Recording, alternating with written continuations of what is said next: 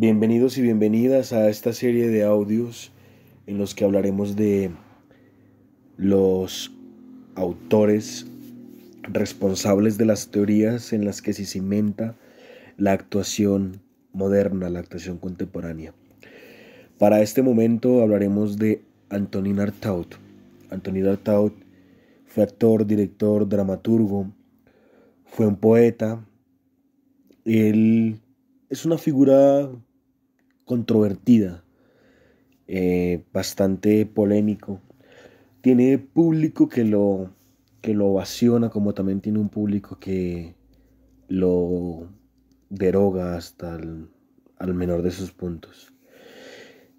Se cuenta en la historia que él tuvo un punto de su vida en el que recurrió mucho a sustancias psicoactivas, drogas, alcohol, esa parte oscura de la vida que en algún punto llega a un exceso, a un exceso. Esto sirve para entender un poco cómo, cómo funciona su vivencia, cómo su vivencia afecta la forma en la que él ve el teatro. Nace en Marsella en 1896. Marsella, 1896. De pequeño fue muy enfermizo, tuvo meningitis. Se decía que era bastante enfermizo y ir a la escuela para ese momento, que para la época las escuelas eran de asepsia un poco nula, yo diría. Era bastante complicado. En su adolescencia tuvo una caída en crisis nerviosa. Tuvo que estar en sanatorios y bueno, para la época no había soluciones médicas prontas. También era depresivo. Se dice que tenía problemas en su rostro. Era difícil para él comunicarse, para él hablar era una vaina compleja. Se crió como un marginado, se podría decir, y esto influye mucho en la manera en la que él ve el teatro. Eh, se le, se le diagnosticaban cosas referentes a las enfermedades psiquiátricas. Tuvo tratamiento para ello. Siempre estaba en constante consulta con los psicoanalistas. Es, su parte artística siempre estuvo influenciada por aquella locura. Entonces, esto lo digo porque es importante saber de dónde proviene aquel teatro de la crueldad, que es la teoría que él cimenta. Se ve influenciado porque empieza él entonces a escribir esos pensamientos, los empieza a plasmar, los empieza a volver arte. Se muda a París en 1920, estaba recién acabada la Segunda Guerra Mundial y inicia, un movimientos vanguardistas en la parte pictórica, como lo es el dadaísmo, que se transita luego a otras vertientes del arte. Llega el surrealismo que ya hablamos en un anterior audio, que fue utilizado por Meyerhold, por Chekhov, para sacar un poco el teatro de la realidad, para que no sea realista. Lo surrealista exploraba lo que tenía que ver con algo eh, más onírico, más místico, todo lo que tuviera que ver con cuestiones, digamos, astrales.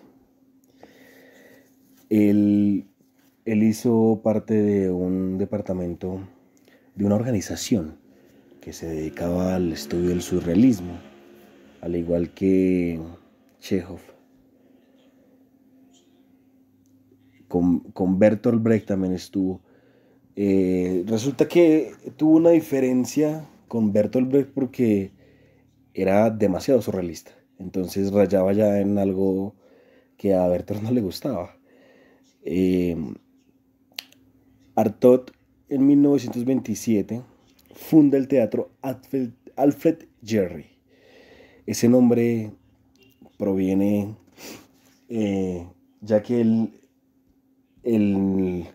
el nombre de, del teatro es de la persona que hizo Abu Rey, una revolución del teatro para ese momento, y fue el mismo año en el que nació nuestro querido Antonin Artaud. Antonin Artaud toma como referente a Alfred Jarry, que con esa obra revoluciona la forma de concebir el teatro para fundar su propio teatro. Entonces, es un punto bastante importante. Artaud empieza a escribir, ya había hecho películas, había dirigido espectáculos en su propio teatro, sin mucha aceptación. Esto es un punto importante porque Artaud no es de los favoritos. Artaud no tenía un público frecuente.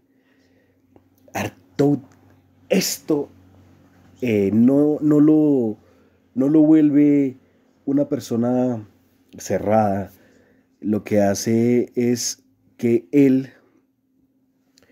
se encierre a escribir, empiece a teorizar. Entonces, lo que para una persona normal del común y corriente puede ser un motivo para dejar de hacer lo que le gusta, como en el caso de Artaud, que era el teatro y las artes, que no vaya gente a sus obras, podría ser un motivo de declinar, de abdicar, de renunciar. Para él fue un motivante para seguir. En 1931 fue a ver un espectáculo de danzas balinesas. Y las danzas balinesas son danzas tipo ritual, con el cuerpo bastante entrenado, son bastante precisos. Artaud vio esto y dijo que esto era teatro puro, que era muy surrealista, muy sobre la corriente que a él le gustaba. Entonces, el teatro que él quería era un teatro de percepción, un teatro emocional, un teatro que altere las percepciones, la percepción intelectual también, percepción emocional, intelectual y racional. Entonces ahí se cimenta la base del teatro de la crueldad. En 1933 publica su primer postulado, digamos, el que da la base de aquel teatro de la crueldad que lo llama El teatro y su doble. En 1935 lo que hace es subir esa teoría a las tablas, volverla práctica y monta la obra La Sensi. Ahí es autor, director e intérprete, se dirige a sí mismo. Era era una rebelión prácticamente. Había música, había mucho surrealismo.